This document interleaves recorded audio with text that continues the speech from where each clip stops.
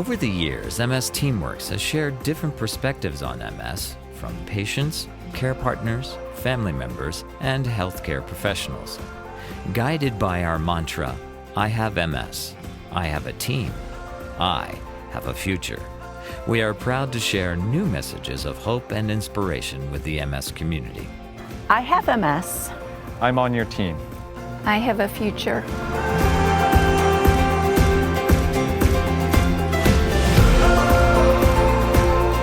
Get on the chair. You want to get on the chair? Yes, I know. I love you too. Hi, I'm Jim. This is my service dog, Fitter. I've been living with MS for almost 10 years now. Fitter showed up one day unannounced. My 3 daughters just decided to surprise me with a dog. And we were sitting at home 2 weeks before Christmas, and one of my daughters is there acting very suspicious, and I really don't know what's going on. Then all of a sudden it's, hey, close your eyes. And then in they walked with Fitter. And I said, hey, I'm on the floor with this guy. I love it. They wanted to get me a dog because my one daughter works for the MS Society and knows sometimes, knock it off, sometimes this goes a little worse. You know, you go from relapsing, remitting to progressive, and it gets harder to walk. And they wanted to make sure I had someone at home with me if that was to happen. I got him as Good Citizen, AKC Good Citizen, and then I talked to some people at the MS Society, and they talked to me about a trainer down in Fife.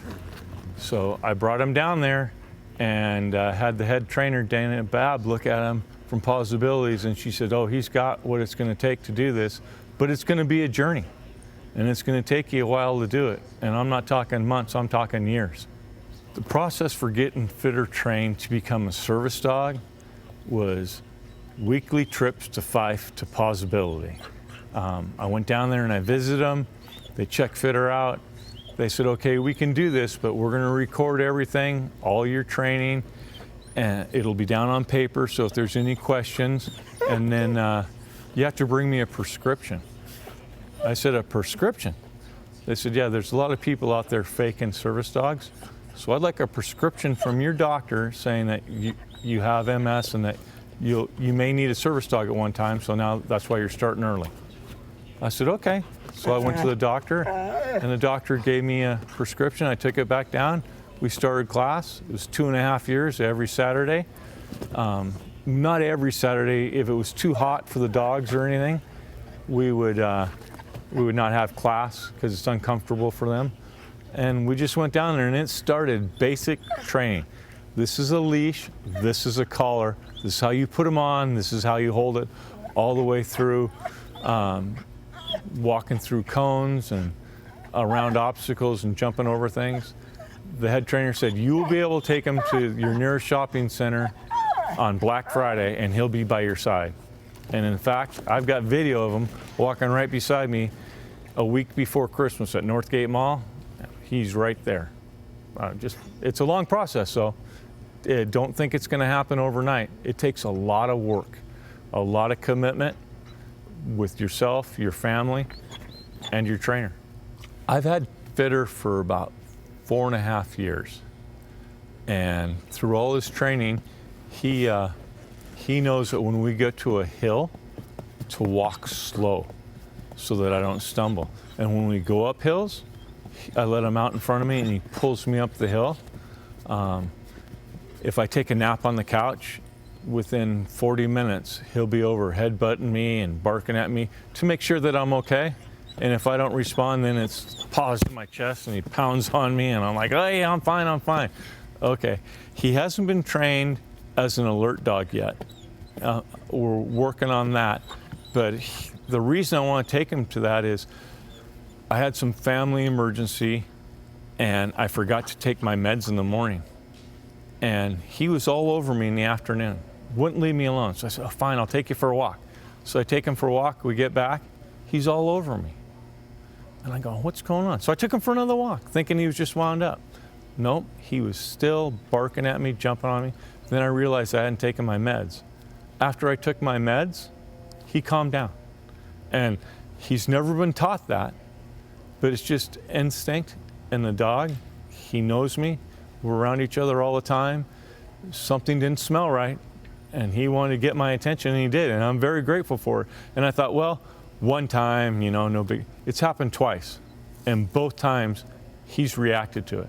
And I've seen people that have service dogs for diabetes, and they hit when low sugar or high sugar, and I've seen it happen. And I didn't believe it could happen, but I watched a dog hit twice at class one time because their owner had low sugar.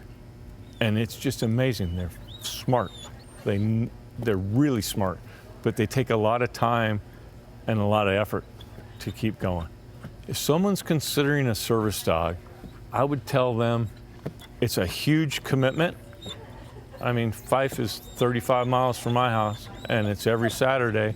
So you're on the road more than you are in class on that Saturday. The commitment is big. You have to be willing to do it. You have to get the right dog for you. I'm 6'6", so I've got a rather tall lab. There's some people that have service dogs that are smaller, but it works for them. So, you got to do your research. You got to talk to trainers. You have to make sure that the animal that you're going to get is compatible to you. And then it's just work. It's training's never done. People go, oh, he's all trained. Every time we go out for a walk, I walk up to the intersection, he stops. We don't go out in the intersection, but we have to practice that every day. It's just like anything else. If you don't practice it, don't use it, you lose it. So it's a lot of work to have a service dog. And people go, oh, I wish I could bring my dog with me everywhere you go. No, you don't, because there's a lot of things that I have to give up because I don't want to take my dog to the monster truck show because it's too loud, or to a concert. I don't want to go, and I want to be with my dog. So it's give and take. Don't think because you have a service dog, oh, everything's great, you can go anywhere. You have to consider your dog, yourself, and other people around you, because dogs could have allergies. People could be allergic to the dogs. They could be shedding. They could just be uncomfortable around animals. If you're going to get a service dog, you better be prepared for a lot of work and a lot of commitment. With all the commitment that I put into Fitter, and it's a lot of work, it's paid off greatly, because I've stumbled because he's a mobility dog and he's right where he needs to be, and he'll plant his feet and I don't fall over. He's 80 pounds, so he can hold me up. He helps me up the hill. He pushes me a little bit to keep going on that walk when you're tired. Come on, I'm going to drag you up the hill. I only have a block to go. I mean, he's been a great help for me, not only physically, emotionally. He's just a good guy. I mean, he is part of the family. He's been to weddings. He's been to dinners. He's just a good guy.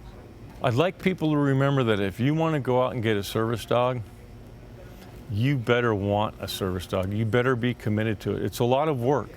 And it's not, hey, I get to bring my dog with me. It's work. When you're out in public, your dog has to behave. It's a reflection of you and your trainer. When I'm walking down the street and people are approaching, he might be on a loose leash. Hey, left side heel. And he's got to be there, and he's got to ignore that dog. You just can't let people come up and start petting them. And it's hard to do, I know that, but you got to be committed to the rules of a service dog. And if you are, go get one, man, because they're great. They're great for me.